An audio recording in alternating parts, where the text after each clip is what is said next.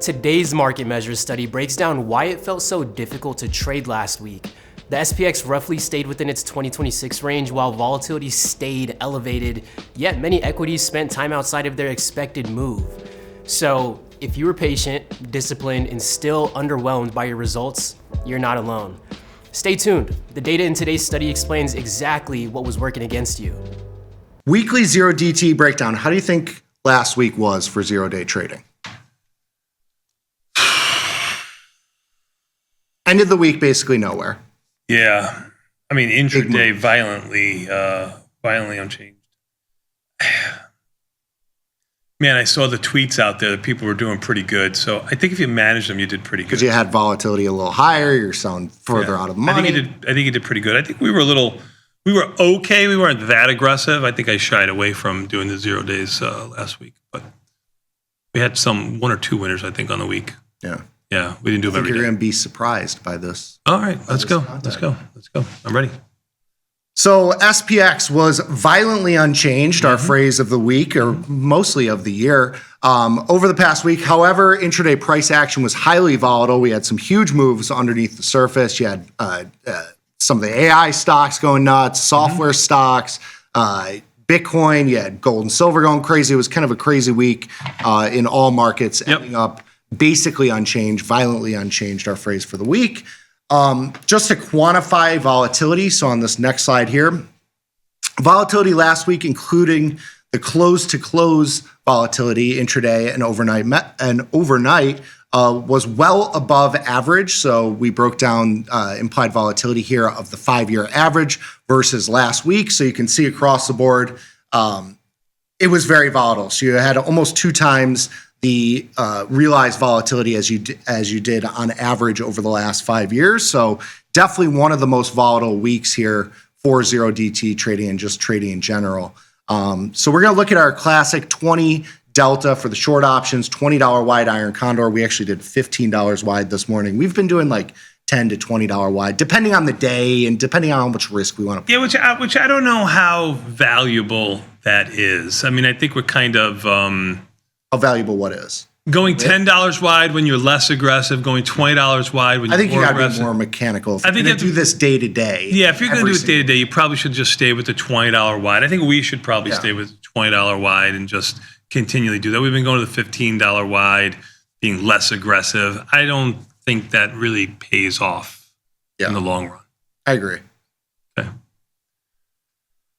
So looking at the trades from last week, it was the first losing trade in nearly 2 months, zero DT. So we're talking about the 20 delta, $20 wide. We're doing a 25% take profit on these trades. We've been a little bit more aggressive with our trades of like 10 to 15%. For the data, for the studies that we've been doing, we've been using a 25% profit taking order and then no stop loss if you don't hit that. So we had a first losing trade in nearly 2 months. It occurred on February 3rd with a full loss of $1,600. Was February 3rd, was that Monday? February 3rd? I can look for you right now. Tuesday. It was Tuesday. No, you did quicker than me. So Tuesday. That one loss pushed the cumulative P&L into the negative territory for the year. So we're going to take a look at why that occurred. The other ones here, so the way you can look at this chart is the green ones are ones that were profitable, and it's the point in time they were profitable. You could see last week with the volatility, if you were targeting 25%, you really had to hold these towards the end of the week, which is contrary to what it's been for the rest of this year, where you're out before like 10, 11-ish. That's kind of like the limit on these trades. And we've been trying to do that, anyway, just to get them off before we end the show. But last week, the volatility led you to holding these trades a lot longer. So just an FYI for you here. So they were longer holds. Yep. And you got the big loss. And you have the big loss, yes. So looking at this, if you were just looking at it from a point of view where I want to incorporate this into my trading, and yes, last week was probably one of the most volatile weeks that we've seen. Would you, knowing this, would you think about it as something you would want to do? Well, I think this points to kind of being a little bit more aggressive with profit taking. If you're, for the purpose of the study, we have a pretty strict, 25%. But in real trading, you can look at a trade and say, you know what, this moved like we did just now with Dr. Jim. I had a 75-cent order in to take profits at 75 cents. It moved 60 cents in 15 minutes. Yeah. And so, when you're actively trading, you have that flexibility. I think that's what the takeaway from this slide is that, if you can be a little bit more subjective day to day, you can take those profits quicker and avoid the big loss. And then, for the ones that ended up being winning trades, you miss out on a couple dollars there, but you avoid the $1,600, loser by just taking the, the quicker profit or loss. Perfect. So just looking at February 3rd specifically, so February 3rd finished down 0.86%. That's on the market itself, but the strong one-directional move lower from the market open made the session particularly difficult to manage. On the last slide, you didn't really have any point in time where you could manage this trade for any sort of profit. It went against you basically from the start of the day. Thursday and Friday both experienced large total moves, raising the question of why those days remained profitable. You had two-sided action on those 2 days, which is something we're going to look at on the next slide here. Even going to today's trade, I know it's only 1 day of study sample set. You closed it at $4.50. It's trading at $5 right now. So, yeah. I mean, it might end up being a full profit. You put it back on. You actually could if you wanted to. But I mean, usually after we're done. Yeah, kind of thing. Moving on. It worked. We see you later kind of thing. You don't like the risk. I get it. I don't. We got the win. Why turn the win into something else? I agree.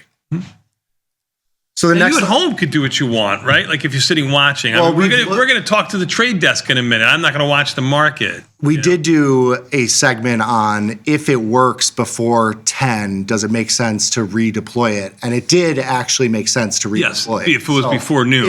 I think it was before 11. If you opened it at like 9 and then closed it before 11, if it made sense to redeploy at those same deltas, so you adjust based on where the market is, but I agree. I don't think we need to push the chips. So this next slide, we're looking at February 5th and 6th. No, go back. Sorry.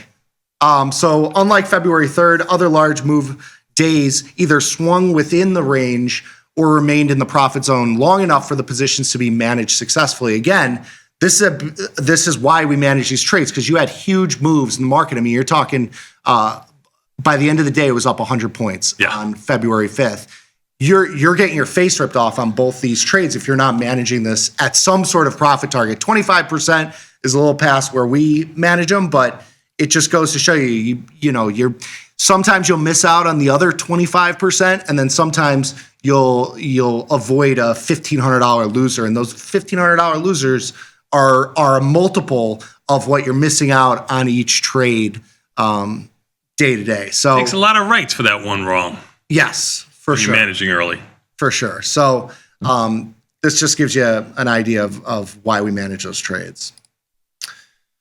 Next slide here. So last week's price action differed meaningfully from the long-term behavior. So SPX spent a similar percentage of time outside the short put and short call strikes, and the time spent beyond those levels were significantly longer. So this tells you that we had big moves and then we stayed up at those levels. There was no real two-sided action there. You had big moves in both directions. It was kind of one-sided.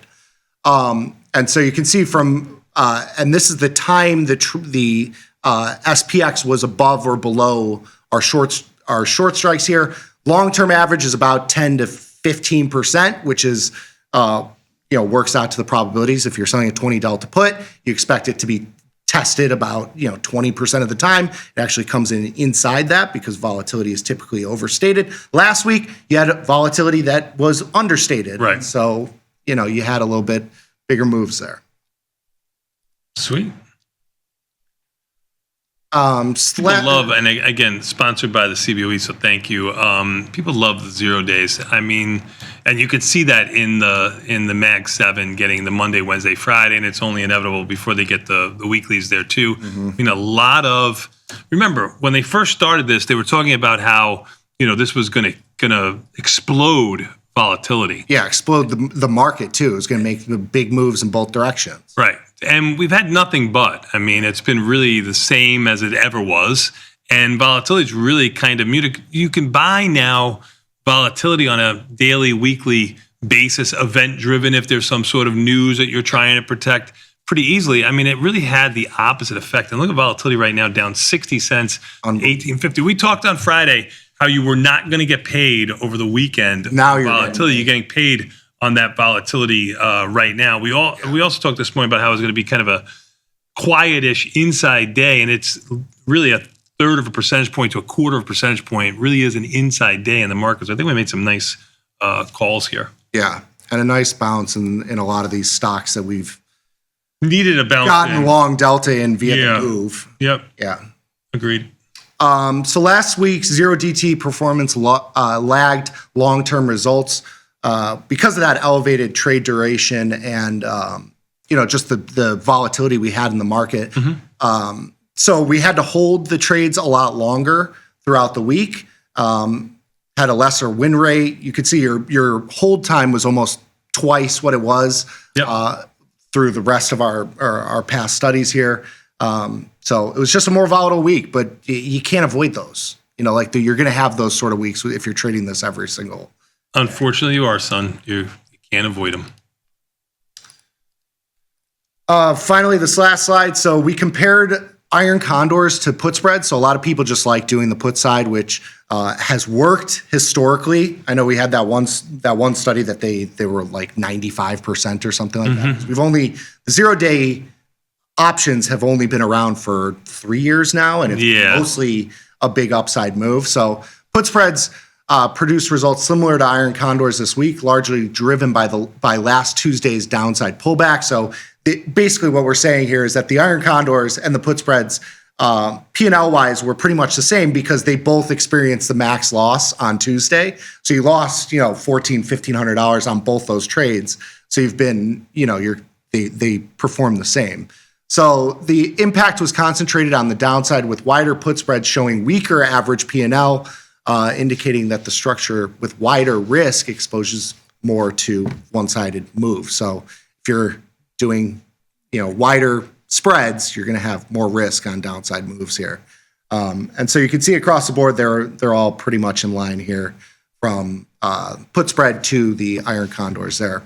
But win rate has been 80%, which is good. I mean, the maths. The maths. Now, when you put these trades on where we're putting them, I think the probability of success is less than 80% when you're putting on. So it's overperforming.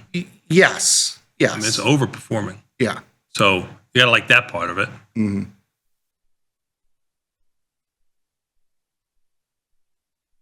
Thanks for sticking with us. The market doesn't stop and neither should you. The next video builds on what you just watched. Don't forget to like, subscribe, and watch Tasty Live. Click through our next video to continue learning.